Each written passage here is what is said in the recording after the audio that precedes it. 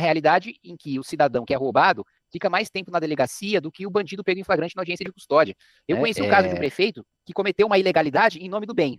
O prefeito pagava um bônus para os professores, e aí os professores doavam o bônus para a prefeitura asfaltar os arredores da escola. O governo, todos os anos, é obrigado a gastar a inflação, o que ele gastou no ano anterior, mais a inflação, mais 0,6%. Hoje, o Brasil apanha de praticamente todos os países do Sudeste Asiático no PISA. Se você pega um aluno de uma escola no Brasil que custa R$5.000 por mês, o resultado dela em matemática é pior do que o estudante mais pobre do Vietnã. Então, assim, é uma tragédia humanitária. Segurança pública, eu não preciso nem falar, né? Todo mundo hoje fala sobre segurança e reconhece o estado de guerra civil que a gente vive. Não só a gente tem um domínio do crime organizado, que hoje governa mais pessoas do que muitos governadores, né? Hoje tem milhões de pessoas que moram em territórios dominados pelo crime organizado, e que dá mostras de poder publicamente, né? Aí organiza shows, baile funk, pancadão, com assim, milhares de pessoas com o fuzil para cima, com um cantor cantando hino de facção criminosa. Mas o próprio crime desorganizado também dominou, né? O assalto, o furto, assim, é um negócio generalizado, e a gente tem uma realidade em que o cidadão que é roubado fica mais tempo na delegacia do que o bandido pego em flagrante na audiência de custódia, né? E uma vez que o sujeito é punido, que é assim, uma porcentagem muito pequena, pra você ter uma ideia, o índice de esclarecimento de roubos já chegou a ser 2%, ou seja, 98% sequer são esclarecidos, e dos 2% a gente nem está entrando no detalhe se aquele sujeito foi condenado ou foi preso. Só estou dizendo que na fase do inquérito policial descobriram que foi ele, mas não estou dizendo que ele ficou preso. E então é um negócio... E para mexer em qualquer coisa dessa envolvendo endurecimento penal, qualquer coisa, demanda mexer em Constituição, demanda PEC, demanda 3/5, e aí é todo esse rolê. Se você mexer no Código Penal, no Código de Processo Penal, você não precisa de 308, mas, por exemplo, uma questão que foi muito debatida e que foi mudada pelo Supremo, prisão em segunda instância. É PEC, né? O sujeito ser condenado, o sujeito ser preso a partir da condenação em segunda instância depende da aprovação de uma PEC. Então, ou então uma coisa que tem sido muito defendida pelos governadores, que é os próprios estados poderem decidir sobre legislação penal, processual penal e política penitenciária, que é uma coisa que eu defendo, até porque o paralelo que a gente tem é os Estados Unidos, né? Não existe outra federação do tamanho do Brasil, com o modelo político do Brasil, que não seja os Estados Unidos. E lá, cada estado... e aqui, assim, assim como nos Estados Unidos, no Brasil, cada estado tem uma realidade muito diferente um do outro, né? E as nossas assembleias legislativas não têm competência para legislar sobre nada. Os nossos deputados estaduais, o orçamento do estado, nome de ponte, viaduto, e é isso, assim. Legislação de trânsito, o estado não pode definir. Comercial, o estado não pode definir. Penal, o estado não pode definir. Processual penal, não pode definir. Penitenciária, que a maior parte são administradas pelos estados, eles próprios não podem definir a própria política. Então, além de serem realidades muito distintas, você não tem poder nenhum para os deputados estaduais, que são aqueles que, teoricamente, têm um conhecimento maior e uma vivência maior sobre o estado do que o deputado federal ou senador. Então, é disfuncional em todos os sentidos. Não existe nenhuma área que, graças à nossa Constituição, nos últimos 40 anos, o Brasil tenha se destacado. Perfeito. Por isso que eu defendo uma nova Constituição do zero. Não é uma reforma aqui, outra reforma ali. A nossa Constituição fracassou completamente. Abusos do Supremo Tribunal Federal. Muito está na nossa Constituição. Eu vejo alguns deputados, influenciadores, jornalistas de direita falando, olha, é só derrubar o Alexandre de Moraes que está resolvido o problema. É só punir tal ministro que está resolvido o problema. Não está.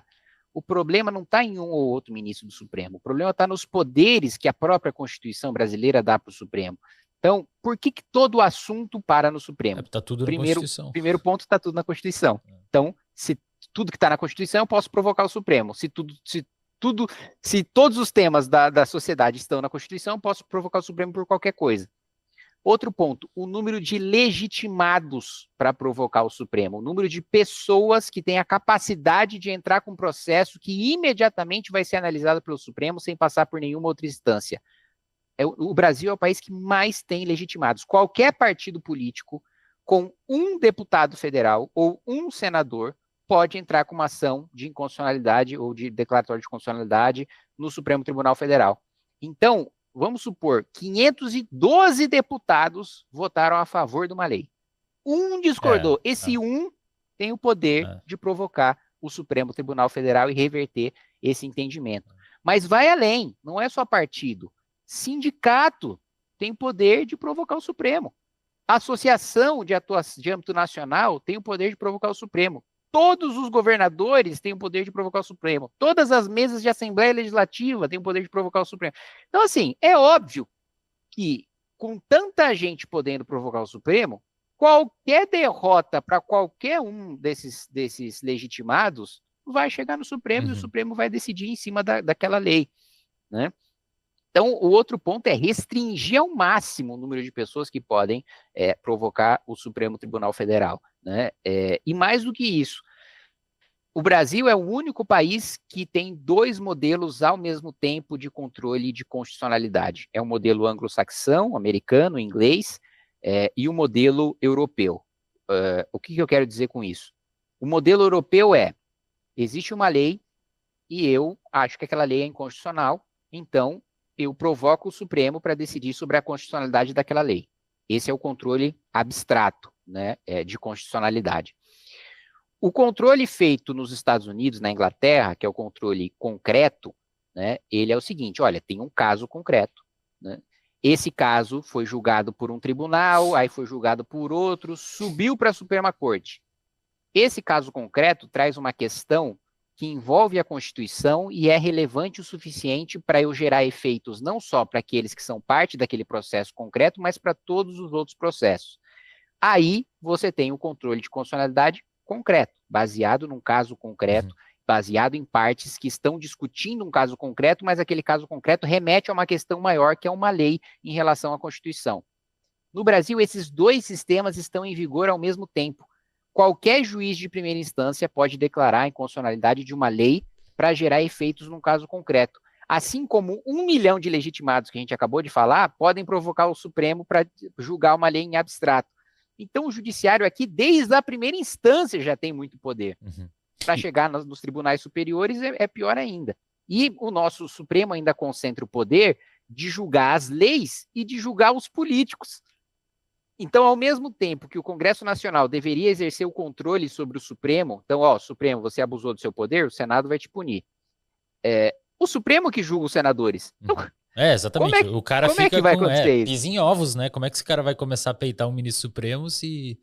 É difícil, ainda mais que, sei lá, boa parte dos senadores aí devem ter algum rabo preso, né? É difícil. Exato. E aí você olha, vamos comparar com os Estados Unidos, não tem foro privilegiado. Então, o político vai ser julgado pela primeira instância, não vai ser julgado pela Suprema Corte. Na Europa, existe foro privilegiado, mas a Corte Constitucional, ela não está no judiciário.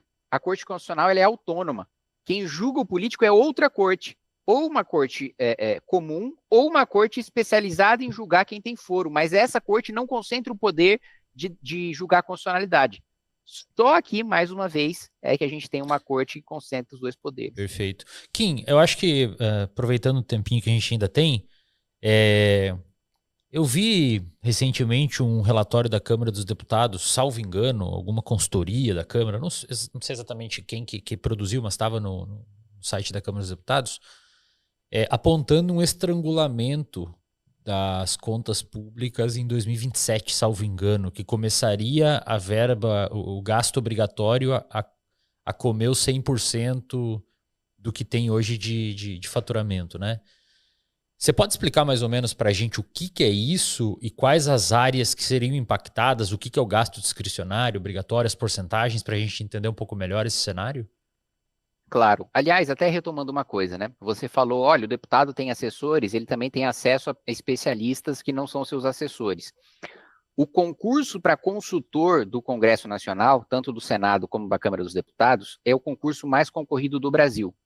É mais do que juiz, é mais do que promotor, é mais do que o Rio Branco, é mais do que a diplomacia, Itamaraty, que é um dos mais concorridos do Brasil. A consultoria legislativa da Câmara, ela é muito qualificada. A gente tem especialistas em todas as áreas, né, porque cada comissão da Câmara tem seus consultores especializados. Então, tem especialista em saúde, Legal. tem especialista em infraestrutura, tem especialista em meio ambiente. A consultoria de orçamento da Câmara dos Deputados, ela é extremamente competente, é ela que produziu esse relatório. O governo negava o que a consultoria colocou nesse relatório até chegar ao meio do ano agora, e o próprio governo Lula mandar um projeto de lei de diretrizes orçamentárias reconhecendo não só que a consultoria está certa, mas que esse estrangulamento do orçamento pode acontecer antes. Por isso o desespero do governo agora de aumentar o IOF, de tributar letra de LCA, LCI, né? Porque o que vai acontecer? A gente tem despesas obrigatórias, que são aquelas que a Constituição obriga o governo a gastar com aquilo, né? Então, você tem algumas despesas de seguridade social, previdência, folha de pagamento, o piso da educação, o piso da saúde. Hoje, já é uma situação bizarra.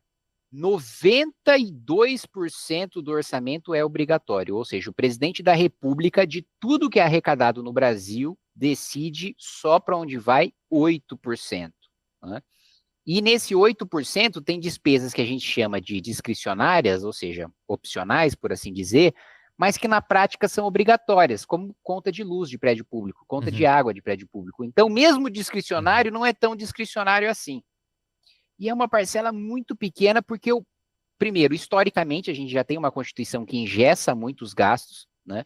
E engessa não só para o governo federal, para os estados e para os municípios também. É muito comum, mas muito comum, você encontrar município que precisa de dinheiro na saúde, mas está sobrando dinheiro na educação. Aí ele não pode repassar o que está sobrando da educação para a saúde por causa do piso da Constituição. E aí ele precisa inventar maneiras de gastar aquele dinheiro, porque se ele não gasta, ele está cometendo crime. Caramba. Ele é obrigado a gastar, mesmo que de maneira irresponsável e incompetente. Então, tem prefeito que troca todos os computadores de todas as salas de aula todos os anos para gastar o dinheiro. Eu conheci o caso de um prefeito que cometeu uma ilegalidade em nome do bem. Veja só, foi o seguinte.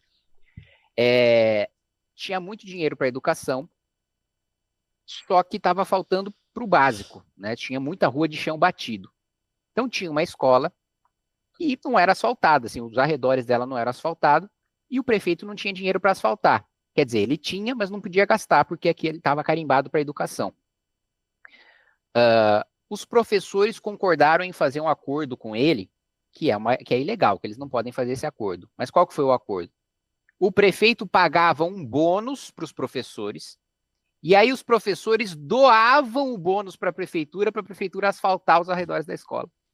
Transferiu a verba, Isso é ilegal, porque na prática ele está fraudando o piso da educação. Mas você entende que é irracional você ter essa vinculação, ainda mais quando, em 2026, o número de idosos vai superar o número de jovens.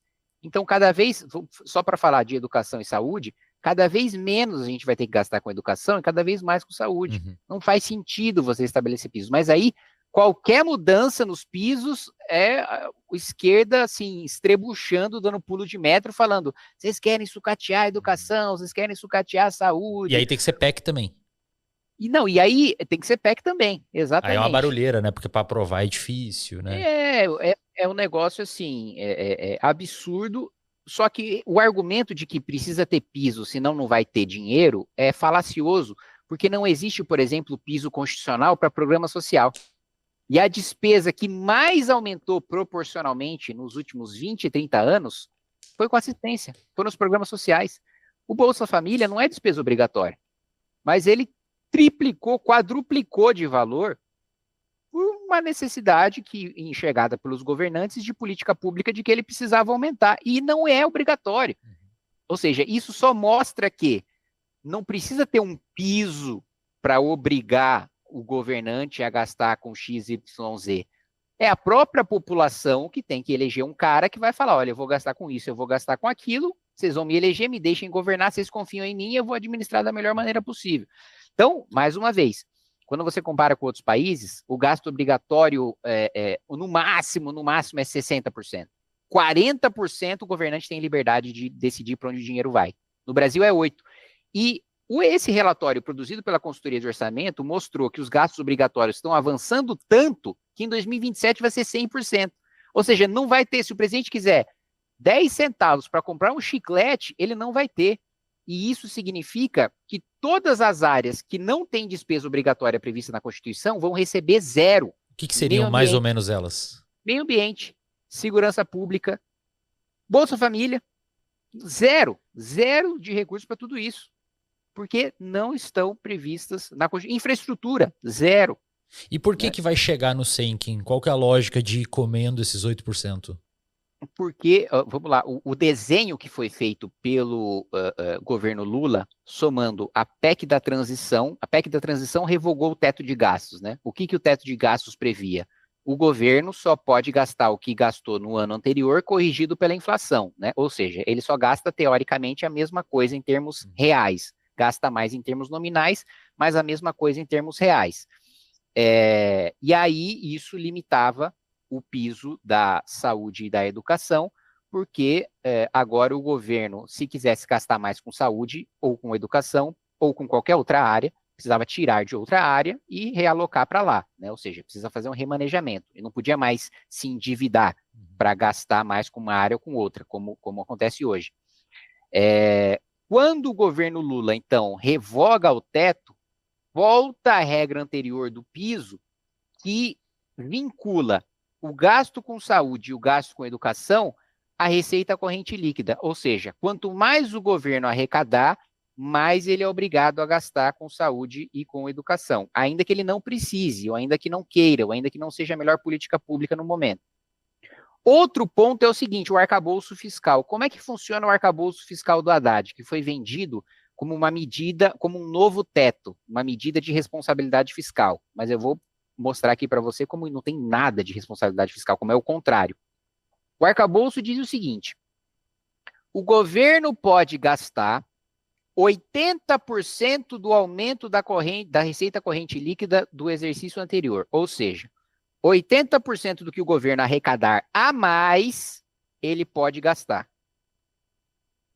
Só que esses 80% são corrigidos por um piso e por um teto. O piso é de 0,6% real, ou seja, o governo, todos os anos, é obrigado a gastar a inflação, o que ele gastou no ano anterior, mais a inflação, mais 0,6%. Mesmo, esse é o piso de gasto, mesmo que a nossa arrecadação caia, vamos supor que o PIB caia 10%, o Brasil é obrigado a gastar o que gastou no ano anterior, inflação 0,6%. O limitador de gastos é a banda superior do arcabouço, que é 2,5%. Então, se 80% do aumento de arrecadação significar um aumento real superior a 2,5%, eu só posso gastar 2,5%. Qual que é a questão? A gente nunca vai bater esse teto. A gente nunca vai crescer com o cenário atual, a gente nunca vai crescer a ponto de ter, né, um gasto superior a 2,5%. Então, o que a gente está vivendo, né, da obrigatoriedade de se gastar mais do que no ano passado, mesmo quando a gente vai mal. E veja só, o aumento de gasto, ele não é vinculado ao aumento de PIB, ele é vinculado ao aumento de arrecadação. Então, o país pode ir mal, mas se o governo estiver arrecadando bem, ele precisa gastar como se o país estivesse indo bem.